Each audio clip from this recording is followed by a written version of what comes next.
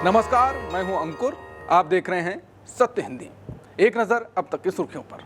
PM Modi आज बिहार में 2 रैलियों को संबोधित करेंगे। वो मुजफ्फरपुर और छपरा में चुनावी रैलियां करेंगे।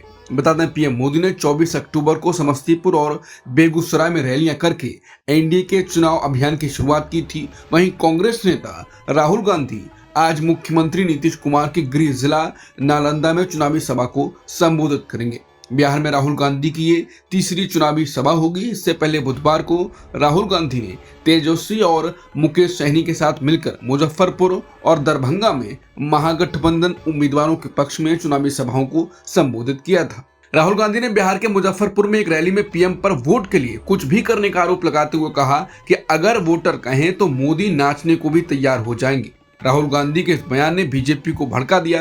पार्टी के प्रवक्ता शहजाद पूनावाला ने कहा कि इंडिया अलायंस की एक ही पहचान है, जुबान पर संविधान पर मन में वोट बैंक की दुकान, और इसके बहुत सारे मिल चुके हैं प्रमाण। जो लोग कल तक कहते थे कि पाकिस्तान तू मेरा भाईजान, आज वही कांग्रेस पार्टी बन चुकी है बांग्लादेश की कद्रदान। बीजेपी ने कांग्रेस पर बांग्लादेशी घुसपैठियों को शरण देने का आरोप लगाया। उधर गृहमंत्री अमित शाह ने बिहार के बेगूसराय में एक रैली के दौरान राहुल गांधी पर हमला बोला। उन्होंने कहा कि राहुल बाबा 1 महीने बाद यहाँ फिर से आए हैं। पहले आए थे तो घुसपैठिया बचाओ यात्रा निकाले थे। मैं आज बेगूसराय वालों को पूछने आया हूँ, क्या बिहार की मतदाता सूची में घुसपैठिए होने चाहिए क्या? एनडीए की ओर से बिहार में प्रचार करने पहुंची दिल्ली की सीएम रेखा गुप्ता के भाषण पर तंज कसे जा रहे हैं। दरअसल सीएम रेखा गुप्ता को बिहार में भाषण देते हुए एक वीडियो शेयर किया जा रहा है, जिसमें वो कह रही हैं कि मैं पूछना चाहती हूं कि बिहार वर्षों तक तकलीफ में रहा, क्योंकि जो लोग सत्ता में थे उनको तो बस परिवार की चिंता थी। लालटेन के टाइम अगर बिहार की चिंता की होती तो इतना विकास हो जाता जिसकी हम कल्पना नहीं कर सकते, क्योंकि लोगों को काम के लिए दूसरे राज्यों में जाना पड़ रहा है। उनके इस वीडियो को शेयर कर सोशल मीडिया पर पत्रकार से लेकर आम लोग और नेता कह रहे हैं कि दिल्ली की मुख्यमंत्री रेखा गुप्ता ने पलायन के मुद्दे पर बिहार की अपनी ही एनडीए सरकार की पोल खोल दी। पिछले 2 दशकों से बिहार में एनडीए की सरकार है। आरजेडी नेता मनोज झा ने कहा कि उन्हें क्षमा कर दें, क्योंकि वो नहीं जानती कि वो क्या कह रही हैं। कुछ का कहना है कि दिल्ली का AQI 500 पार पहुंचाकर सीएम मैडम अपना IQ बांटने बिहार पहुंच गई। कांग्रेस नेता सुप्रेशनेत ने कहा कि दिल्ली के मुख्यमंत्री रेखा गुप्ता जी की तारीफ करनी पड़ेगी। मंच से बिहार में 20 साल से अपनी ही एनडीए सरकार की पोल खोलने के लिए साधुवाद। अमेरिकी राष्ट्रपति ट्रंप और चीन के राष्ट्रपति शी जिनपिंग की दक्षिण कोरिया में होने वाली बड़ी मुलाकात से पहले ट्रंप ने बुधवार को एक नया बयान देकर सबका ध्यान खींच लिया। उन्होंने कहा कि वो जल्द ही भारत के साथ ट्रेड डील करने जा रहे हैं। ये पहली बार है जब ट्रंप ने इस तरह की बात कही। इस बयान की अहमियत इसलिए भी बढ़ जाती है क्योंकि अमेरिका ने फिलहाल भारतीय सामानों पर 50% टैक्स यानी टैरिफ लगाया हुआ है, जिसमें 25% रूस से तेल खरीदने की सजा के तौर पर और 25% सामान्य टैक्स के रूप में शामिल है। दोनों देशों के बीच इन मुद्दों पर बातचीत जारी है। इसी के साथ ट्रंप ने एक बार फिर यह दावा दोहराया कि भारत पाकिस्तान के बीच मई में हुए युद्ध विराम में उनकी बड़ी भूमिका रही थी। कांग्रेस ने बुधवार को पीएम मोदी पर निशाना साधा। वजह है अमेरिकी राष्ट्रपति ट्रंप का फिर से यह दावा करना कि उन्होंने ट्रेड यानी व्यापार के जरिए भारत और पाकिस्तान के बीच का टकराव रोक दिया। राहुल गांधी ने बिहार के दरभंगा में अपनी पहली चुनावी रैली में कहा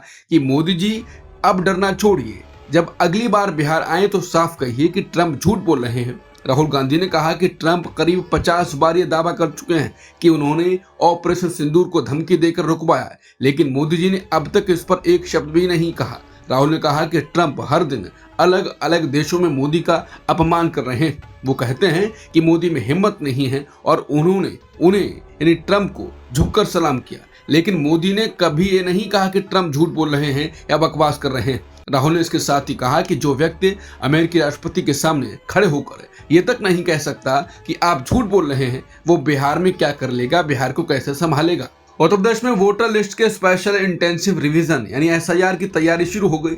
यह प्रक्रिया 4 नवंबर से शुरू होने वाली है। इस बीच सपा और कांग्रेस ने राज्य प्रशासन पर जाति आधारित और पक्षपातपूर्ण नियुक्तियों का आरोप लगाया। दोनों दलों ने चुनाव आयोग से तुरंत सुधारात्मक कार्रवाई की मांग की। मुख्य निर्वाचन अधिकारी नवदीप रेनवा ने बुधवार को लखनऊ में राजनीतिक दलों के प्रतिनिधियों से मुलाकात की। उन्होंने सभी जिलों को निर्देश दिया कि वो स्थानीय पार्टी इकाइयों से बातचीत करें और बूथ लेवल एजेंटों की नियुक्ति करें।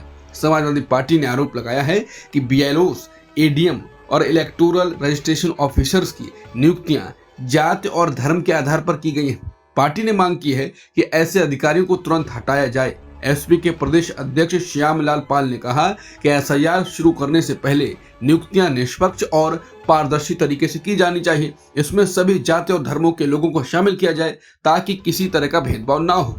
महाराष्ट्र के नागपुर में करीब 15,000 किसानों ने नागपुर हैदराबाद हाईवे पर जबरदस्त प्रदर्शन किया। यह आंदोलन पूर्व विधायक और प्रहार जनशक्ति पार्टी के प्रमुख ओम प्रकाश बच्चू कडू की अगुवाई में हुआ। किसानों की मांग थी कि सरकार कर्ज में डूबे किसानों के लिए तुरंत और बिना शर्त कर्ज माफी की घोषणा करे। किसानों ने हाईवे जाम कर दिया, जिससे कई किलोमीटर लंबा ट्रैफिक जाम लग गया और लोगों को भारी परेशानी हुई। बाद में बॉम्बे हाईकोर्ट के आदेश के बाद बुधवार शाम को बच्चू कडू ने प्रदर्शन स्थल खाली करना शुरू किया।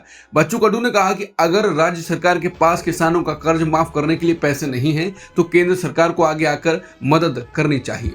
उन्होंने कहा कि हम सिर्फ कर्ज माफी की मांग कर रहे हैं। महाराष्ट्र में कोई भी फसल अपनी पूरी कीमत नहीं पा रही है और मुख्यमंत्री के पास किसानों से मिलने का भी समय नहीं है। पूर्व विधायक बच्चू कडू ने ऐलान किया कि जब तक किसानों की पूरी कर्ज माफी की मांग पूरी नहीं होती, तब तक वो पीछे नहीं हटेंगे। इस बीच Nagpur bench of Bombay high court ने खुद संज्ञान लेते हुए कहा कि जहां किसान प्रदर्शन कर रहे हैं वहां स्कूल, कॉलेज और अस्पताल हैं और लोगों को परेशानी हो रही है। इसलिए कोर्ट ने आदेश दिया कि प्रदर्शन स्थल खाली किया जाए। वहीं पूर्व विधायक बच्चू कडू ने बुधवार शाम कहा कि वो राष्ट्रीय राजमार्ग खाली कर देंगे और पास के मैदान में चले जाएंगे और गुरुवार को महाराष्ट्र के मुख्यमंत्री देवेंद्र फडणवीस से मिलने के बाद वो आगे की कार्रवाई पर फैसला करेंगे।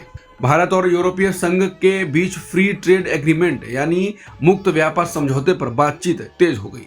वाणिज्य और उद्योग मंत्री पीयूष गोयल ने बुधवार को कहा कि समझौते पर बातचीत में काफी प्रगति हुई है। पीयूष गोयल ने बताया कि 26 से 28 अक्टूबर तक ब्रसेल्स में हुई उनकी 3 दिन की यात्रा के दौरान भारत और ईयू के बीच 20 में से 10 चैप्टर पर सहमति बन चुकी है, जबकि 4 से 5 चैप्टर पर लगभग आम सहमति बन गई है। गोयल ने कहा कि हम एक ऐसा समझौता चाहते हैं जो दोनों पक्षों के लिए न्यायपूर्ण, संतुलित और साझेदारी की भावना में हो, ताकि व्यापार, निवेश, टेक्नोलॉजी और लोगों की आवाजाही को बढ़ावा मिले। भारत चाहता है ये समझौता जल्द से जल्द पूरा हो, क्योंकि ईयू भारत का दूसरा सबसे बड़ा निर्यातक बाजार है। बीते वित्त वर्ष में भारत ने ईयू को 82 अरब डॉलर का निर्यात किया, जो अमेरिका को किए गए निर्यात यानी 86.5 अरब डॉलर से थोड़ा कम है। अमेरिकी राष्ट्रपति ट्रंप और चीन के राष्ट्रपति शी जिनपिंग गुरुवार को दक्षिण कोरिया में मिलने वाले हैं। ये मुलाकात Asia Pacific economic cooperation summit के दौरान होगी। दोनों नेता अपने लंबे समय से चला रहे व्यापार युद्ध को कम करने पर बातचीत करेंगे। बुधवार को ट्रंप ने कहा कि उन्हें उम्मीद है कि शी जिनपिंग के साथ मुलाकात के बाद कई बड़े मसले सुलझ जाएंगे। उन्होंने यह भी इशारा किया कि अमेरिका फेंटानिल से जुड़ी दवाओं पर लगे टैरिफ को कम करने पर विचार कर सकता है। इस मुलाकात से पहले चीनी शेयर बाजार में हलचल बढ़ गई है और निवेशक उम्मीद कर रहे हैं कि दोनों देशों के बीच कोई सुलह समझौता हो सकता है, जिससे बाजार में सकारात्मक माहौल बना रहे। पश्चिमी देशों के प्रतिबंधों से घिरे और दुनिया से अलग थलग पड़े ईरान और रूस अब एक साथ मिलकर ऐसा कदम उठा रहे हैं जिसे अमेरिका भी नहीं रोक सकता। दोनों देशों ने मिलकर 162 किलोमीटर लंबी रेलवे लाइन बनाने की शुरुआत की है, जो दुनिया के व्यापार का नक्शा बदल सकती है। ये रेलवे लाइन ईरान के रश्त से अस्तारा तक बनेगी और ये international north south transport corridor की सबसे अहम कड़ी मानी जा रही है।